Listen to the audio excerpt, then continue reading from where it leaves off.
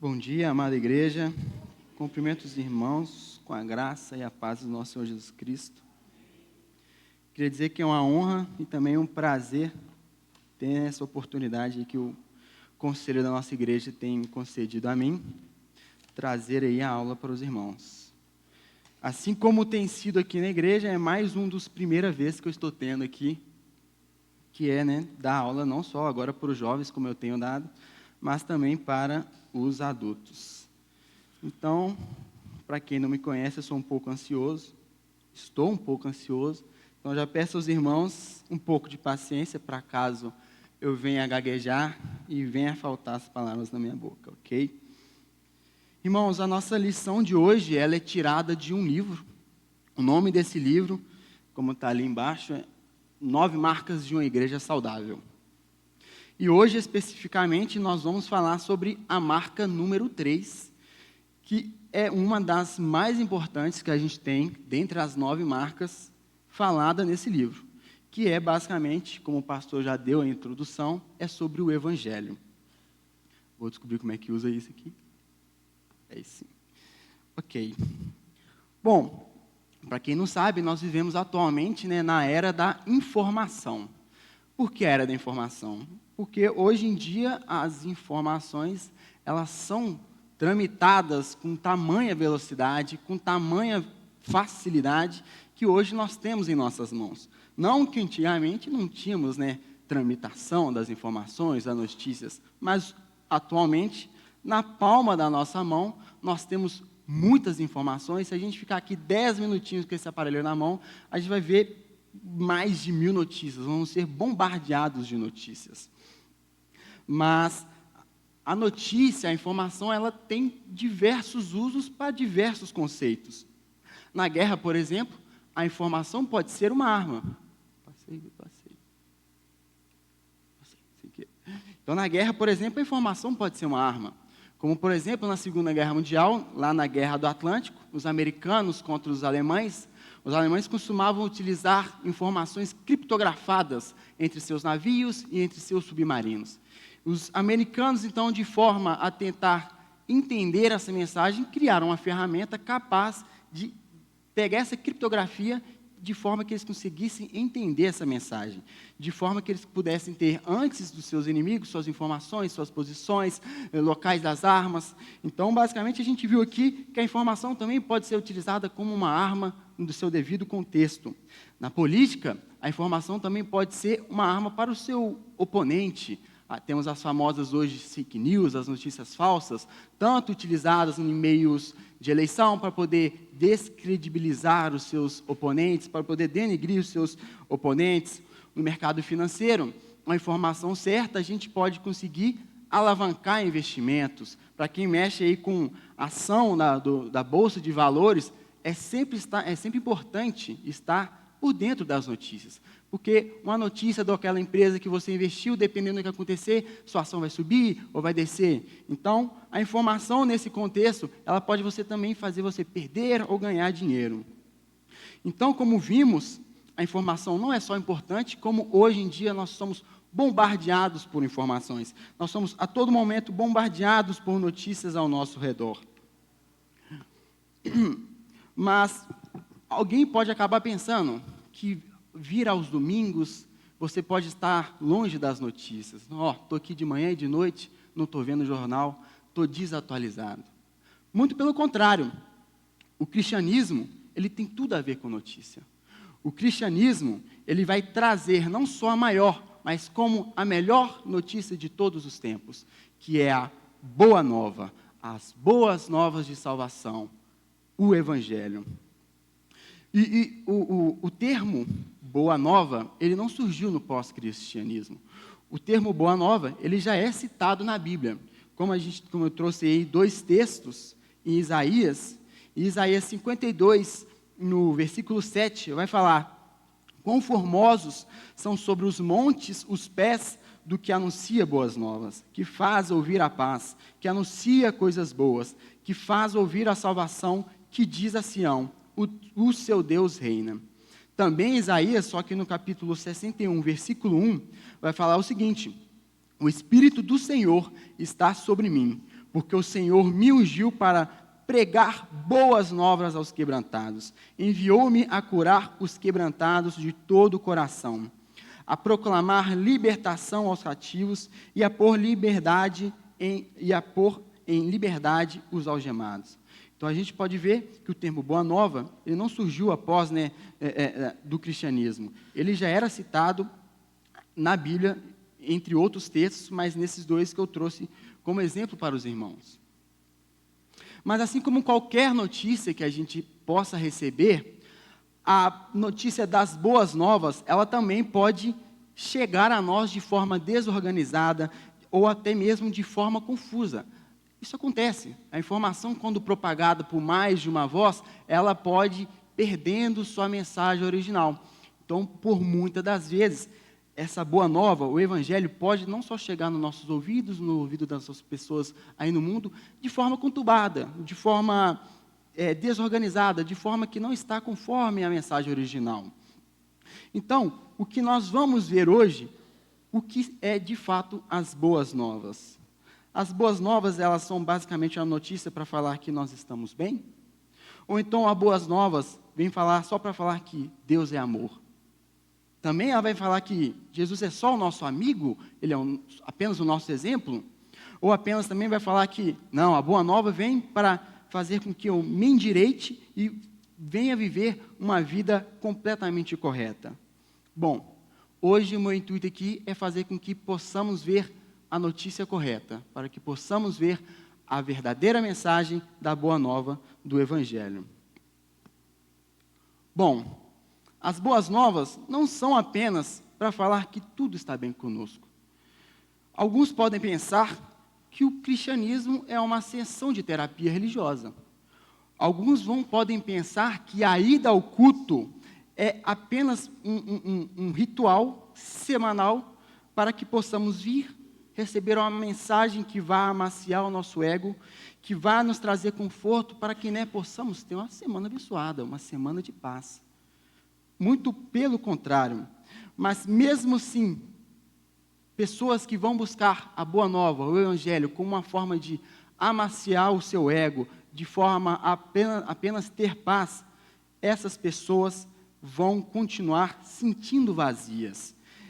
É como se existisse algo dentro dela e de nós que mostrasse que está incompleto ou que estamos vivendo essa vida errada.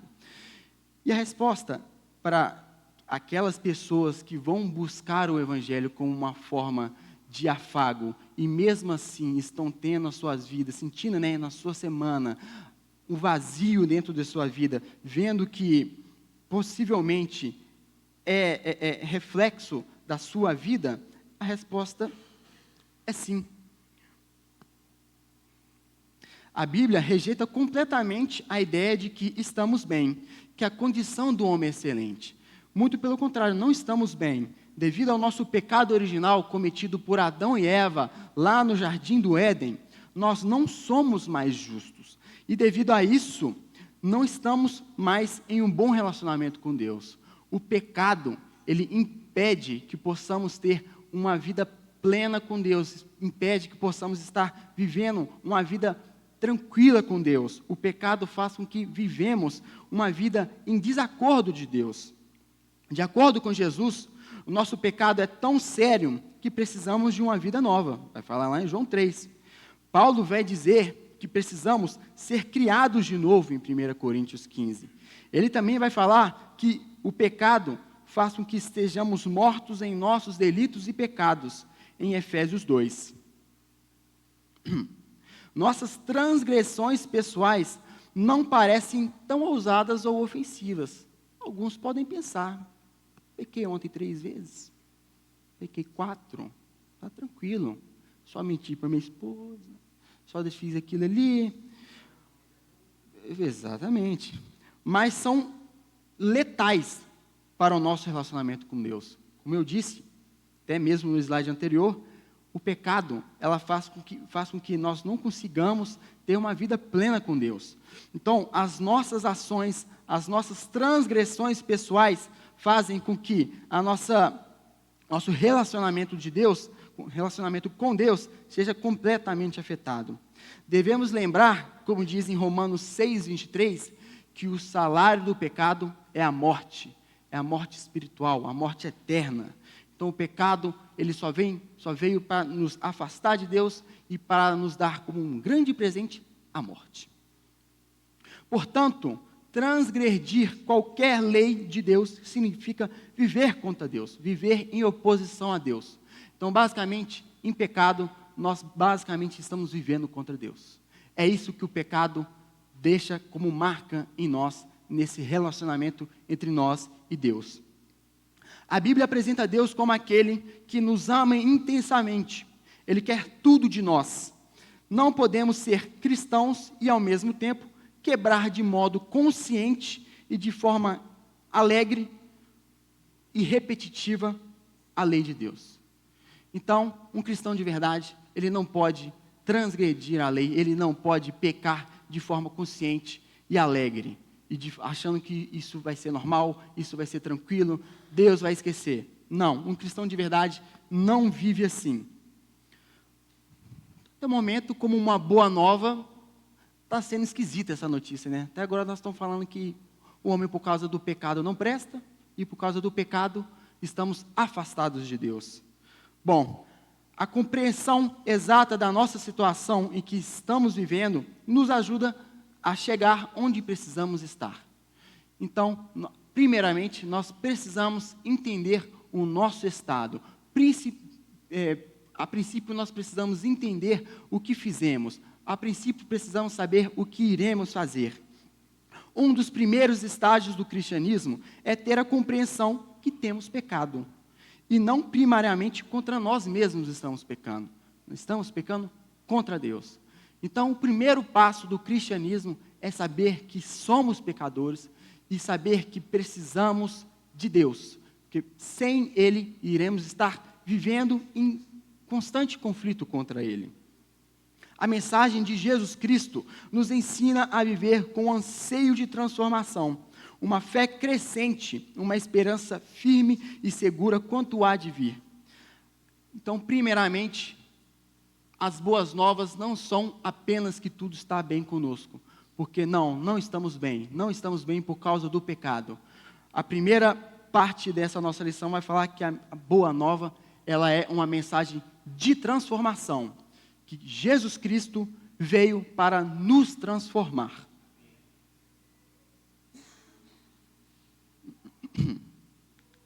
Só um minutinho, irmãos, que saiu aqui do meu...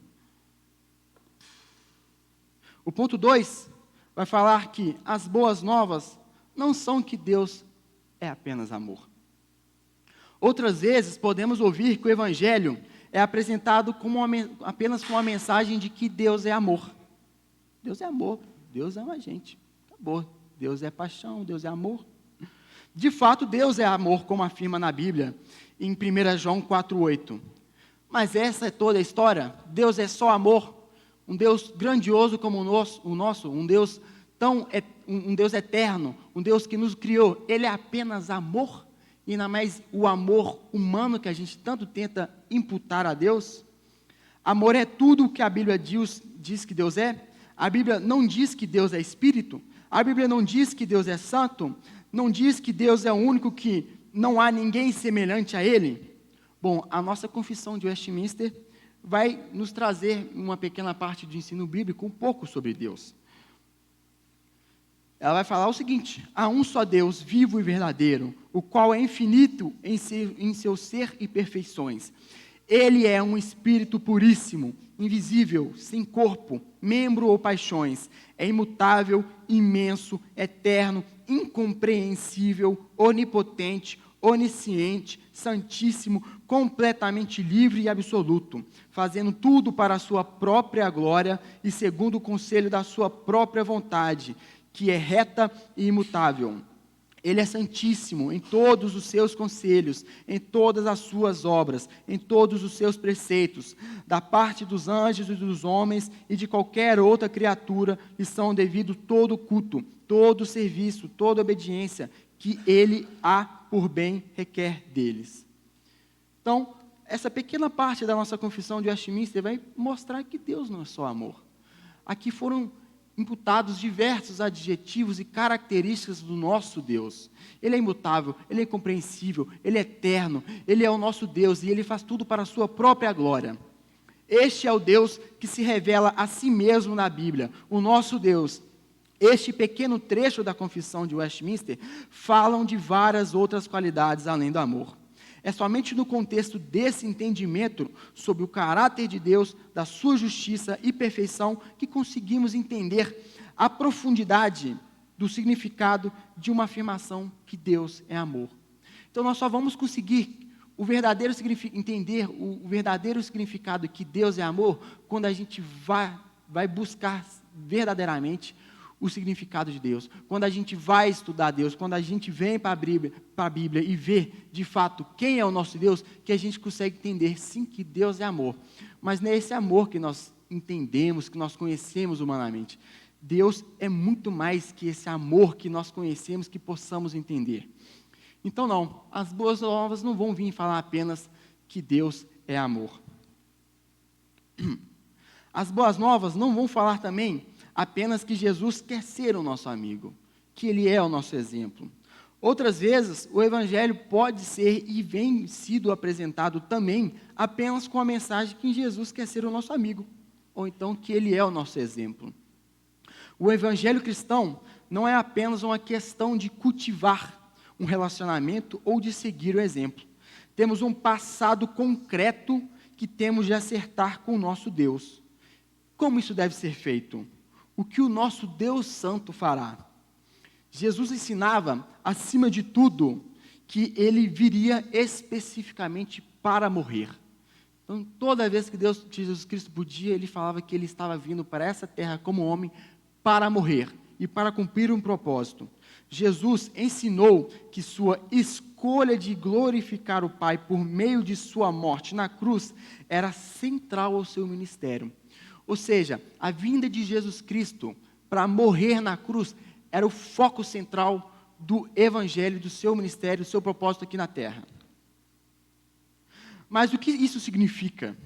Porque algo tão terrível como a morte, como o sofrimento de Cristo na cruz, pode ser chamado de boas novas. Por uma simples razão.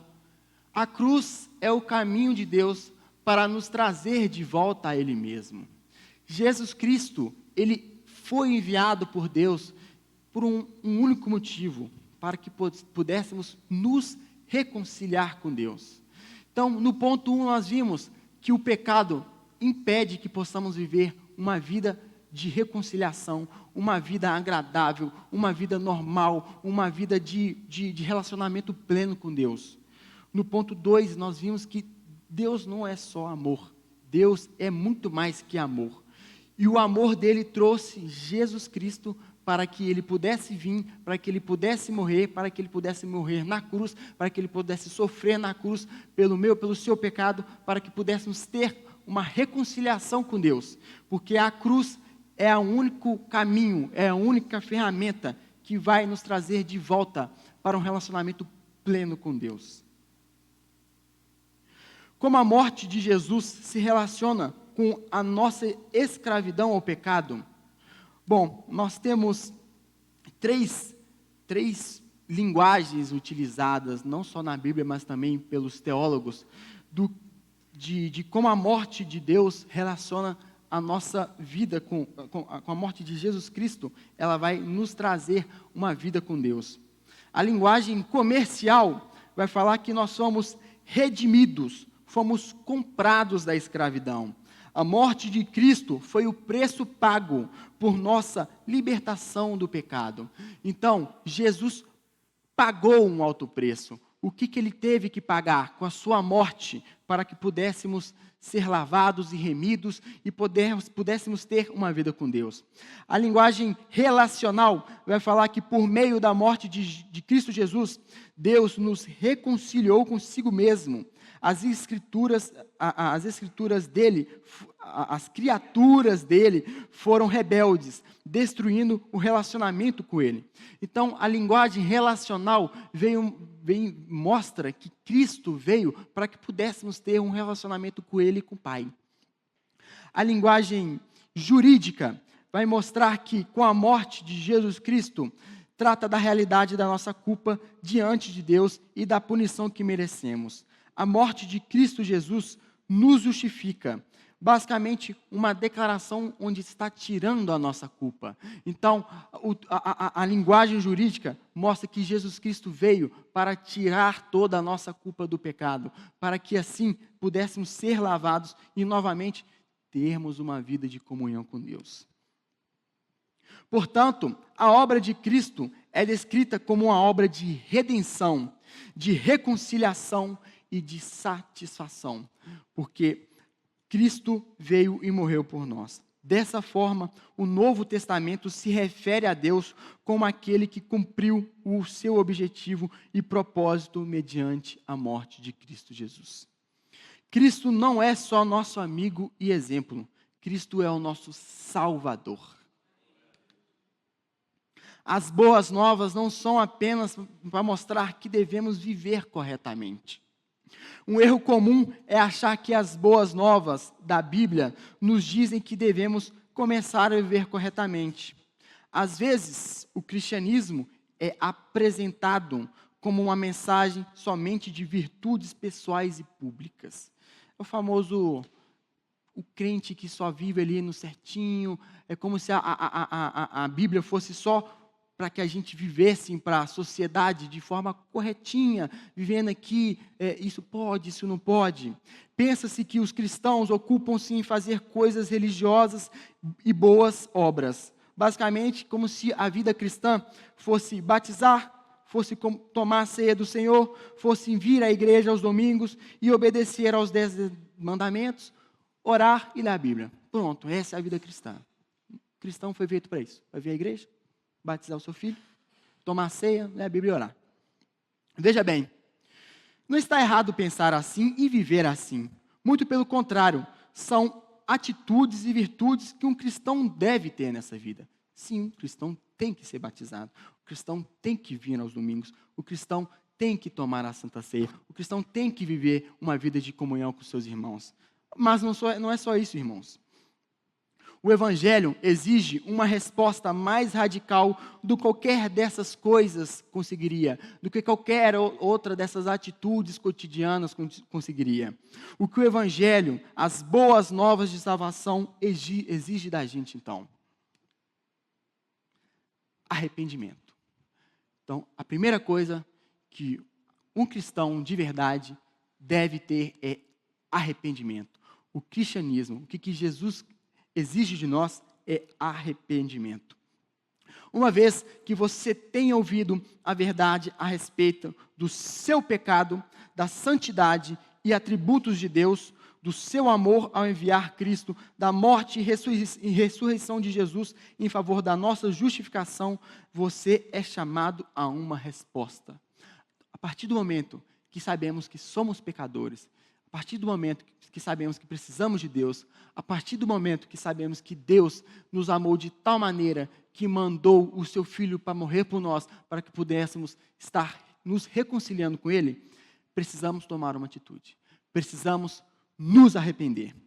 Qual a resposta? A mensagem do apóstolo Paulo é clara no Novo Testamento. Arrependa-se e creia.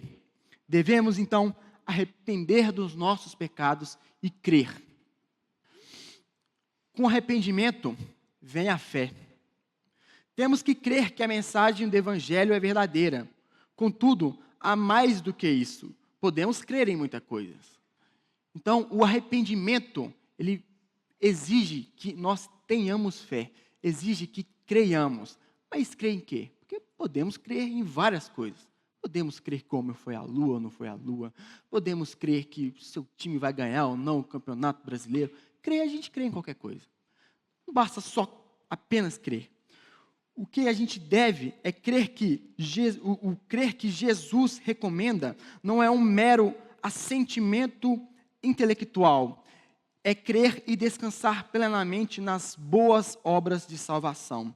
O crer aqui que a Bíblia vai nos dar é de confiar, de descansar em Jesus Cristo. O crer aqui é de saber que temos sim um Deus e temos um Deus que morreu por nós, um Deus que se preocupou com nós para que pudéssemos ter de volta uma vida plena com Ele, para que pudéssemos nos reconciliar dele. Esse verdadeiro crer e confiar faz a diferença. Portanto, este crer exige não somente fé, mas também arrependimento. Exige que nossas vidas mudem completamente. Então, uma coisa está associada à outra. Quem crê se arrepende, e quem se arrepende, crê.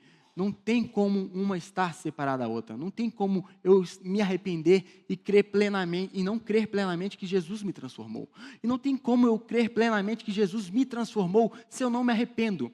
O que é o se arrepender? É viver diferente. Não adianta se arrepender e continuar nos mesmos erros, continuar tendo a mesma vida de erros. O se arrepender é saber que Cristo transforma. E se Cristo transforma, isso é demonstrado na nossa vida, no dia a dia.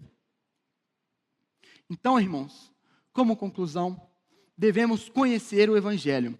As boas novas de salvação é conhecer o nosso estado pecaminoso. Ponto 1. É saber que temos um Deus amoroso. O ponto 2. E com infinita bondade. É saber que o sacrifício de Jesus é suficiente em nossas vidas. O ponto 3. Acima de tudo isso, ouvir o Evangelho significa ser completamente abalado, ser completamente transformado. Crer, saber, conhecer o Evangelho, aquele que conhece de fato o Evangelho, não pode seguir tendo a mesma vida de antes, não pode seguir tendo as mesmas atitudes, tendo os mesmos atos de antes de se arrepender e crer e conhecer o Evangelho. Cristo exige tudo de nós porque Ele exige que sejamos, porque Ele transforma. Não tem como Ele nos transformar vivendo a mesma vida.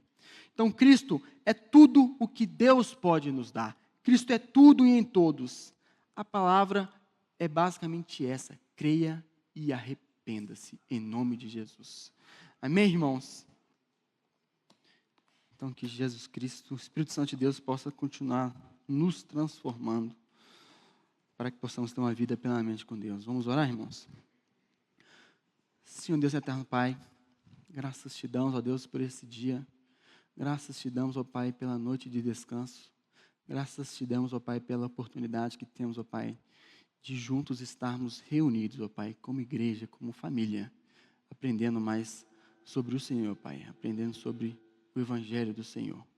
Queremos pedir ao Senhor, Pai, que o Senhor esteja abençoando essa igreja, abençoando a liderança, abençoando os membros, ó Pai, que o Senhor esteja nos guiando como o Senhor sempre fez, ó Pai. Ó Pai, que o Senhor esteja nos transformando, ó Pai. Que possamos, ó Pai, ser transformados, ó Pai, assim como Saulo foi transformado, ó Pai. Ali, ó Pai, que o Senhor possa estar se revelando após, ó Pai, para que possamos estar vivendo, ó Pai, uma vida plena com o Senhor, Pai. Para que possamos entender, ó Pai, que sozinhos, ó Pai, nós iremos morrer, ó Pai. Nós merecemos apenas a morte, ó Pai. Que precisamos do Senhor, ó Pai, para que possamos ter uma vida transformada. Guarda-nos para o retorno das nossas casas, ó Pai, e prepara-nos, ó Pai, para mais tarde estarmos aqui, ó Pai, engrandecendo o Teu santo nome, ó Pai, glorificando o Teu santo nome, ó Pai, e recebendo a Tua palavra. Essa é a oração que eu te faço, em nome do Seu Filho amado Jesus, que vive e reina para todos sempre, com perdão dos nossos pecados. Amém.